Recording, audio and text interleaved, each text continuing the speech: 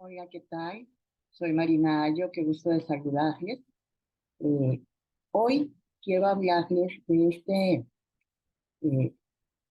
tipo de vinculación afectiva que desde la teoría del apego se llama eh, apego evitativo y que desde la Gestalt, desde la teoría de la Gestalt, se llama, en los adultos, se llama tendencia hacia el aislamiento.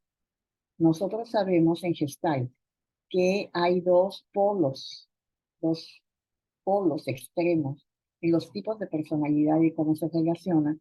Uno es lo que nosotros llamamos confluentes, que son personas que tienden a depender y a fundirse con el otro o con el medio ambiente, y las personas aisladas o con tendencia al aislamiento que tienden a echarse para atrás y evitar la interacción con el otro.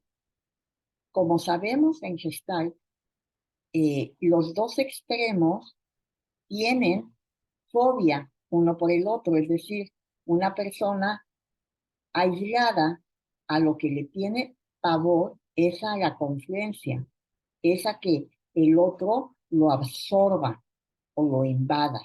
Y la persona con tendencia a la confluencia tiende a tener miedo a la soledad o al abandono. Como podemos ver, es como que si fuera un círculo en donde los extremos se tocan en sus propios miedos. En esta ocasión vamos a hablar de las personas que tienden a evitar el contacto, a evitar al medio ambiente, y que nosotros las conocemos como personalidades con tendencia al aislamiento o personalidades evitativas. Este tipo de personalidades, como siendo muy generales, tienden a sentirse atados cuando se les pide que respondan a ciertos compromisos que la propia interrelación demanda. Es decir, compromisos que para las personas serían, eh, pues, quizá un poco eh, tediosos, o que fueran, o que se consideran como parte de la relación. Para las personas con tendencia al aislamiento, les son verdaderamente fóbicas, es decir, se sienten atrapados, se sienten obligados, se sienten atemorizados, y generalmente lo que hacen es escapar, es decir, por medio de una barrera emocional o inclusive de una barrera física, es decir, saliendo físicamente del lugar. Generalmente este tipo de personalidades evitativas no quieren el compromiso, y la toma de decisiones conjuntas les es muy difícil.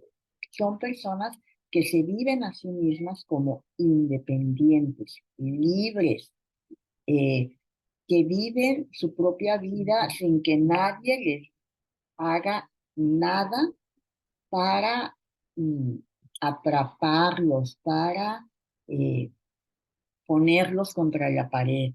Generalmente parecen valorar mucho su independencia, y les chocan las situaciones en las que no tengan mucho control, es decir, las situaciones sociales o profesionales nuevas que les impliquen relación con el otro, generalmente les son muy amenazantes.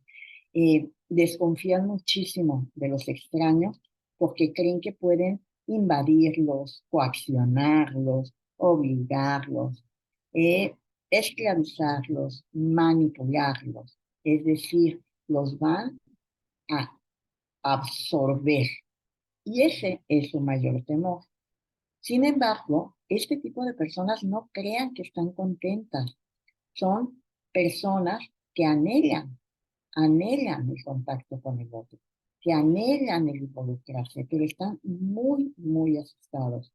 Y tienen razón, porque cuando comenzamos a hablar con este tipo de personalidades, con lo que nos encontramos es con historias en donde, por amor, en donde sus cuidadores o personas que fueron muy importantes para esta personalidad abusaron y los obligaron o las obligaron a convertirse en lo que este cuidador, esta cuidadora quería que fueran.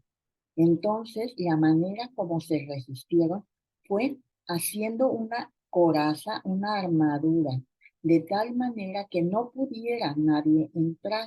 Es decir, generalmente este tipo de personas fueron esclavizados por medio del amor cuando fueron niños o niñas y obligados en base a su, a sus ganas de que el otro se sintiera bien y de que los quisieran o de que las quisieran, se sintieron obligados a convertirse en alguien que no querían.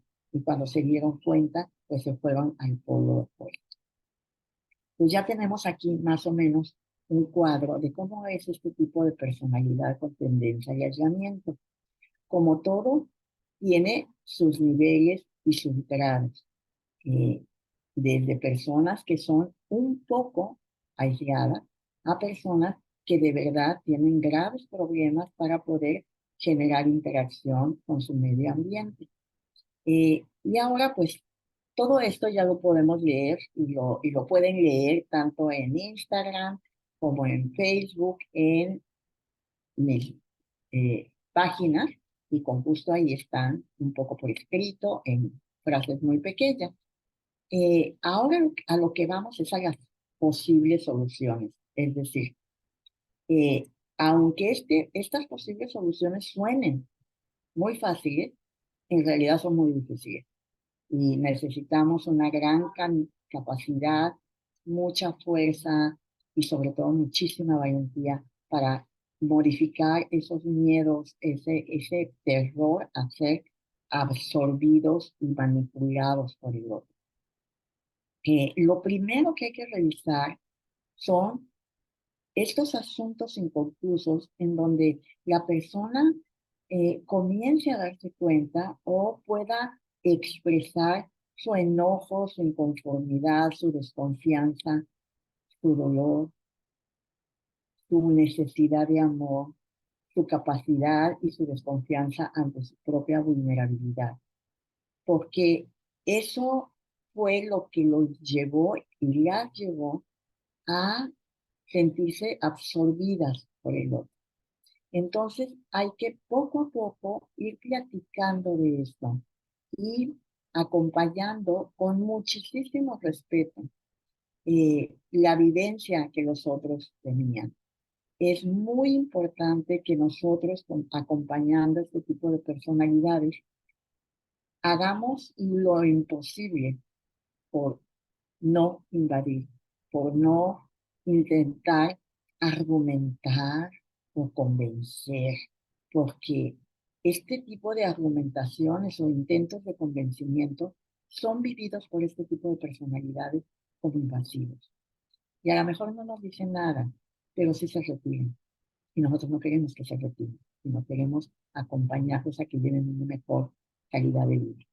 También es muy importante revisar los proyectos, sobre todo los que tienen que ver con la vulnerabilidad. Generalmente se sienten muy asustados de mostrar su propia vulnerabilidad y es importante que revisemos estas ideas que se quedaron rígidas en tiempos pasados.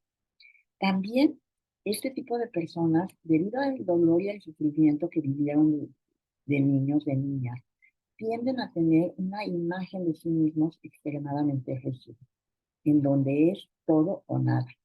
Tenemos que flexibilizar en base a la comprensión, al diálogo, a la escucha sobre todo.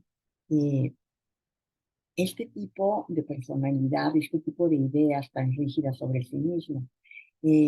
Como decíamos, nuestro papel aquí es más de escucha y casi es una contraindicación el intentar convencer al otro. Este tipo de personalidades no resisten ese tipo de intervenciones. También hay que desarrollar la confianza en las habilidades intelectuales que esta persona tiene, que tienen necesariamente, como es adulta, que ser muchísimo más sutiles, flexibles, que cuando eran niños. Por ejemplo, es importante que sepan que siempre se pueden ir, que ya no tienen que quedarse, que ya no tienen que obedecer, pero que si quieren, sí pueden quedarse, que si quieren y si están convencidos, sí pueden tener este acuerdo con el otro, que quizá existan personas que no quieran apoderarse de ellos o de ellos.